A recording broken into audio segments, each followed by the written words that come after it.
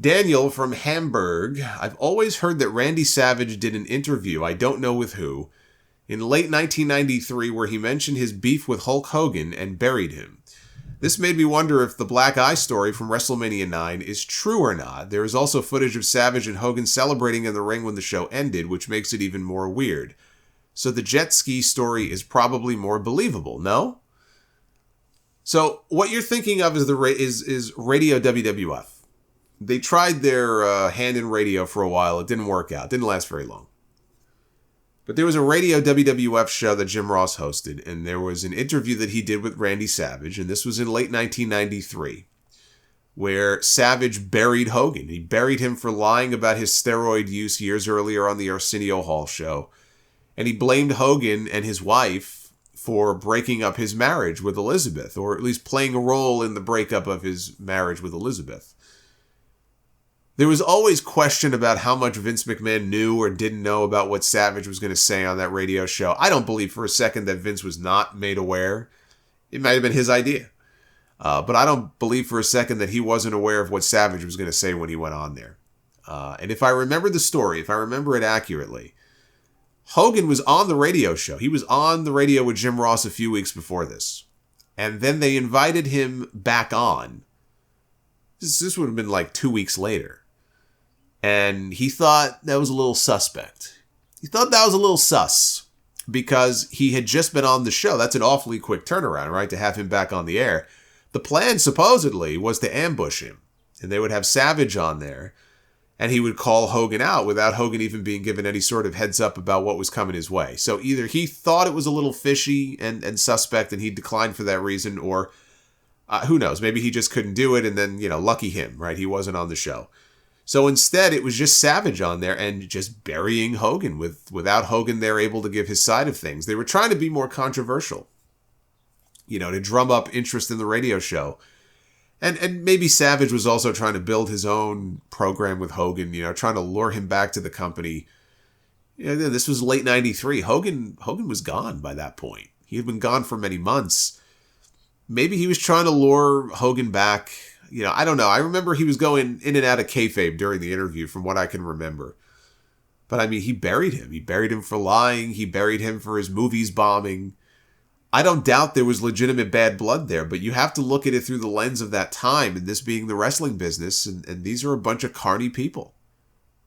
They live those gimmicks. You can never be sure where the work ended and the shoot started. I mean, Hogan to this very day is just he's never out of character. He's always working. You can't trust a word he says. So Savage, he couldn't have hated Hogan that much at the time because a year later, Hogan got him a job with WCW and Savage had no problem working with him after that and doing plenty of jobs for him.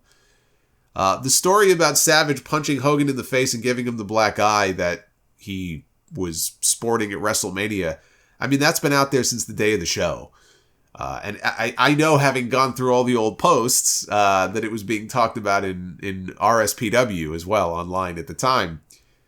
So it's been out there for a while. But like you said, there's footage from after they went off the air that day at WrestleMania from one of the DVDs that WWE put out with Hogan celebrating his title win. And Savage got up from the announce desk. He got in the ring and he was celebrating with him. I think it might have been Savage, Hogan, and Vince all in the ring celebrating. So if Savage hated him so much that he would have punched the man in the face, they wouldn't have been so chummy in the ring, especially they were already off the air. So I think it's just a tall tale that's been repeated so often over the years. People kind of take it as, well, that must be what it's from, right? And you can't ask Savage because he's gone. We can't ask him whether it's true or not.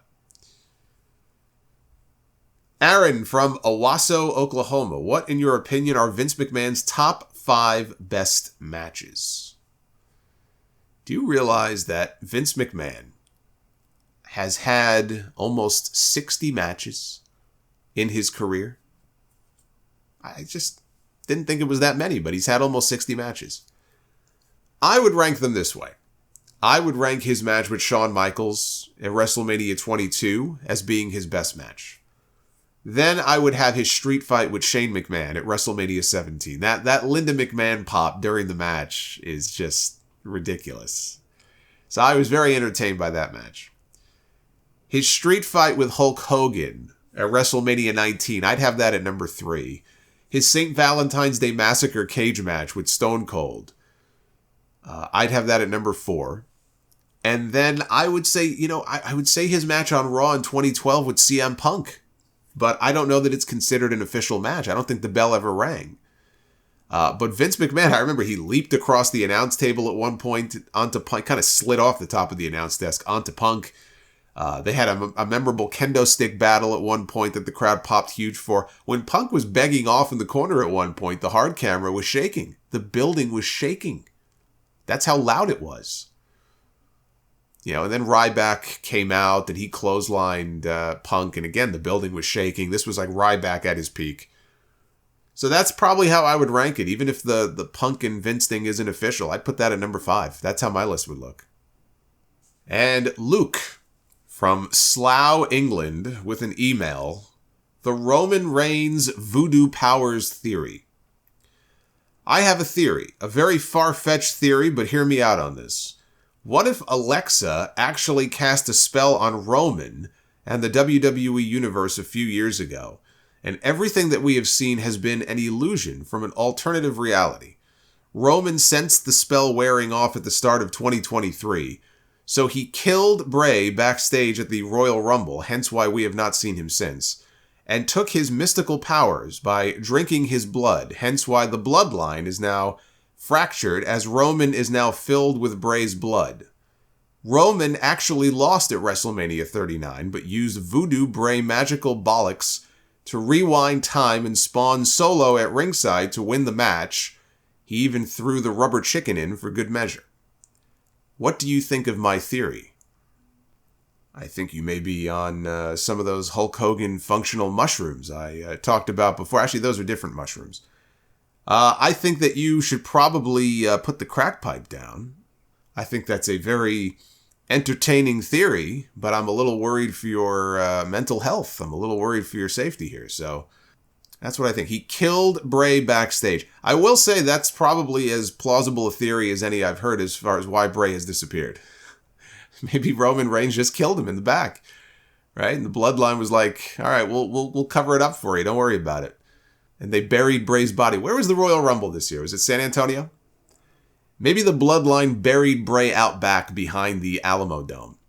Maybe that's what happened.